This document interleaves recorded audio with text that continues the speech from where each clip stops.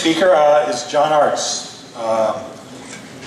Give a little background on Jon Artz. We try to present, and I think you'll see that with all of our speakers here, some of the top people in the field. Well, you tell me if you think this is one of them. Graduated in 1967 in an econ major from the University of California, Los Angeles. Got his law degree from UCLA in 1971. And UCLA turns out fine lawyers. They don't play much football there, but they sure turn out lawyers. How did you get to be a DUI lawyer? Well, you got to earn money when you're going to law school. Where would you work if you want to be a DUI lawyer and you're in law school? You work at a bar in Marina Del Rey, and that's what Jon did. He got out, tried his first case in 1972. It's a 2-4 deuce, okay? Trial hung. Not bad for a first trial. Yeah, I remember my first trial. I'm walking in the well, doing all this stuff, and it was a third offense, and my client, the judge is yelling at me, and I said, "What's going on?" And my client said, "Don't walk in there." He's been in court more than I had, so. Jon's been in court a little bit. 250 jury trials, so you might want to pay attention to what he's saying. Yeah, I mean, you're going to win some of those, just even a blind squirrel is going to find a nut periodically, right? You're going to have jurors like we had at lunch, that thing that Darryl put up is great. He served as a judge pro tem, and not only is he, seriously, if you just watch his presentation, if you can just see jurors just sort of slowly gravitating to him and getting them aligned at his side. But he's also a superb writer and creative motion person. If you don't think so, some of these motions that you're filing in these trials come from Jon Artz. The taller ones went, yeah, it never works, okay, but it's a nice motion to make. There is a motion, though, if you're not familiar with it, is it in the materials, Jon, the 403C motion? That thing is lethal, okay? How many people are familiar with the 403C motion? Let's do it that way. Okay. I'm going to ask Jon to talk a little bit along the way. That is one motion. All this stuff is hit and miss. That is a lethal motion. No longer does the test go to weight, okay? It tells the jury it goes to admissibility and they're to decide. No foundation, no test at all. That's a nice instruction to have. I use it in my trials, and we got it from Jon. He is an editorial consultant to Ed Kuwatch and Barry Simons and Paul Berglund's book now. And he says it's okay to say that he has grown as a lawyer during his experience lawyer. He's learned, how the mindset into jurors and constantly evolving and changing himself. And that is the sign of a good lawyer. Not to say I know it all, but he's growing. How has he been doing the last couple of years? Well, he's had 14 trials. He's only won 11 of them, though, okay? One was a hang, got dismissed, and he got flat out beat in 2 DUI trials out of the last 14. They were in LAX court in Compton, so we're telling Jon just maybe he wants to stay out of there, but he's won cases in Orange County, in Los Angeles, and in Ventura, 3-0 in Ventura County. I mean, 80% of his last 14 trials, 80% he's won. So let's give a big hand and let's take notes. I will lead.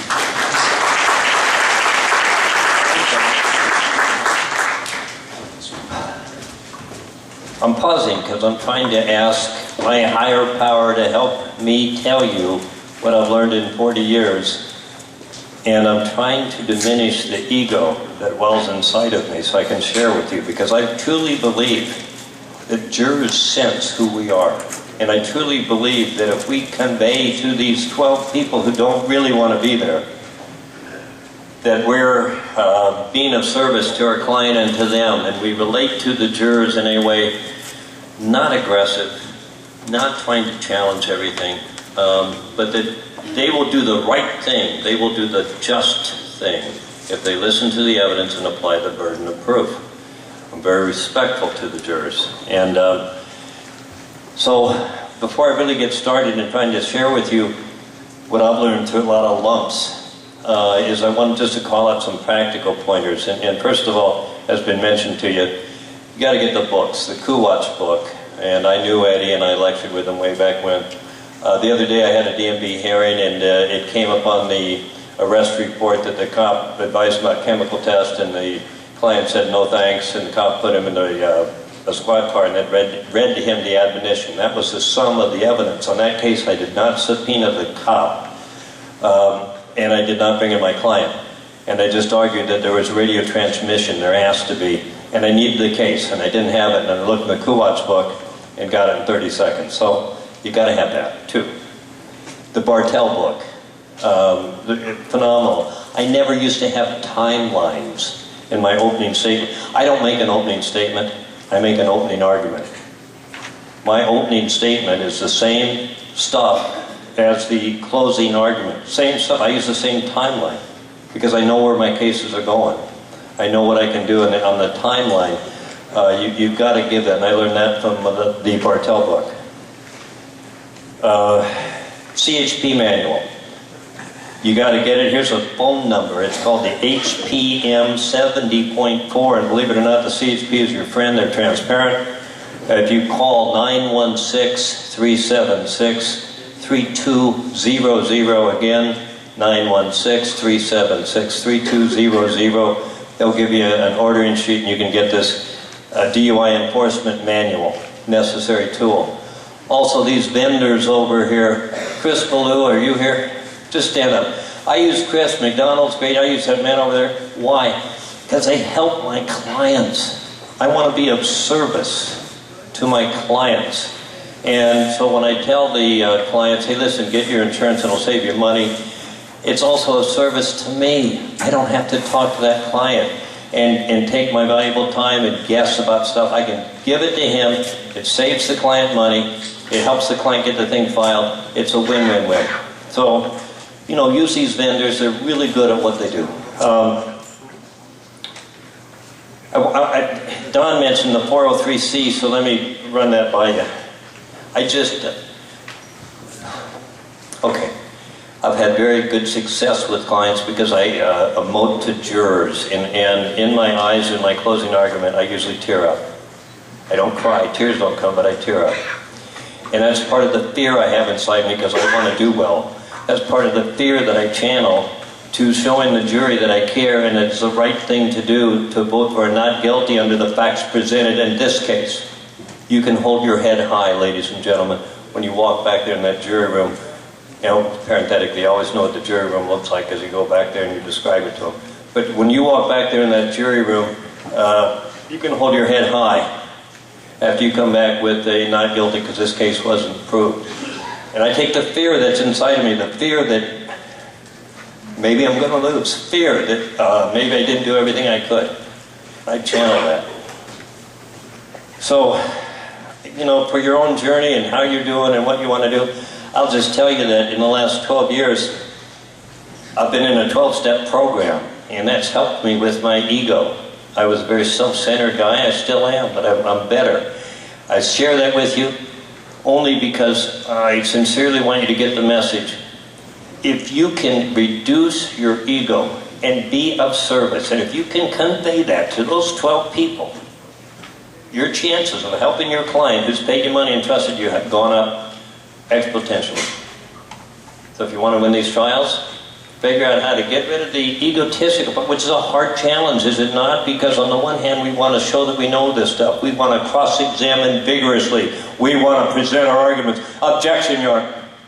It's a hard line to defend your client, get that jury when they walk back 12-zip, 12-zip, your way. It's not hard to get it the other way. So, how to be of service, how to get these results. One, I tell them in voir dire, I tell them however I can, I tell them subtly, I tell them by my body language to the extent I can. I tell them that to do justice in this case, justice, to do the right thing, to get to the right result. You can say it any way you want to, but I keep saying about the right thing. I try to be a trustworthy guy. How do I do that? I tell them the timeline, I tell them facts. I stand up in voir dire and I say something along the following lines. Ladies and gentlemen, we'll strike that. When the judge says to me, it's time to stand up, from that moment on, from the moment I drive to the courthouse, my essence is developed. I'm thinking about don't cut anybody off as you're going in the parking lot. Don't be a jerk. And to show them that I'm a trustworthy, credible guy. I've gotten older. It's easier. But I convey that to them, and that's my whole deal. And if the judge shits on me, which they do, I just say, thank you. Yes, sir. Fine. Very well. I used to say, objection, Your Honor. Vigorous objection, Your Honor. Your Honor, you're wrong. one, it doesn't work. Two, the judge is his court. Three, the jury gets turned off. Four, you're not going to be a service to your client. So when the judge shits on me, thank you, Your Honor. Move on, counsel. Very well. And you know what? When you do that, when I do that, when I just say, yes, sir, jurors sense that. Jurors sense that I'm doing the right thing. Just very well. And move on. Don't be a jerk. Okay. Credible. Sincere. I had a police officer in Inglewood. I'm going to tell you about the loss I just had in a moment, but I'm talking now about the image, the feeling that we have to help these folks who are charged with this crime. I had a police officer up there who was sick. He I don't know, had the flu or something like that. I bought him water. I offered him tissues. I was very kind to him, and the guy was giving me home run answers. The whole way down the deal.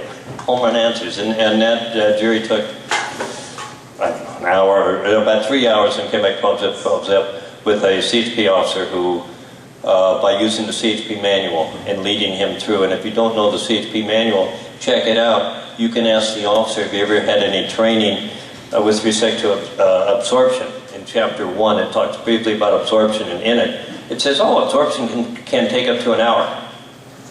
Why not use that? I mean, let's get creative. Why not use with the CHP officer what you're going to be talking about later? And you know, there's post-stop cues that you can cover with the officer. And of course, the driving cues. And you know, you can do it gently. You don't have to pound around. Officer, isn't it true that you've been trained regarding cues that you would expect to see if someone was under the influence? Yes. And, you know, under the influence is not something you can turn on or off, on a water faucet, degree. Yeah, well, sure. And, you know, you'd expect to see erratic speed, by example, wouldn't you? Yeah. And if he says no, then you get up the manual gently. And before you do that, so you can stop the potential harm from the bench officer, you lay your foundation. So the officers always talk about, I've been trained at the academy, I've gone to DUI class, I've done this, that, and the other. So I like to, because I know I'm going to pull out the manual I just told you about, the enforcement manual. So I asked him about it. You've been trained, there was a manual or blue cover. Remember, was it HP, whatever their number is, 70.4? Yeah. That was important training, right? Right. And that's the training that you need to have to be able to make opinions here, blah, blah, blah. You guys got all that stuff. But you take the manual and you can turn this witness from someone who's walked in there with a uniform and all his experience and training. That's the beginning of the end of the prosecution's case. You're not there yet.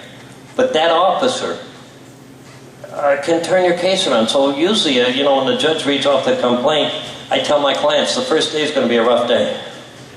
You ever look at jurors when they read off the driving under the influence? They don't want to be there. They don't like this case. They don't like your client. And they don't like you. That's just the truth. Now, by the end of the officer, we're halfway there. Halfway there.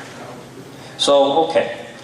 So what can we do to create this psychological feeling so that these jurors actually want to go your way?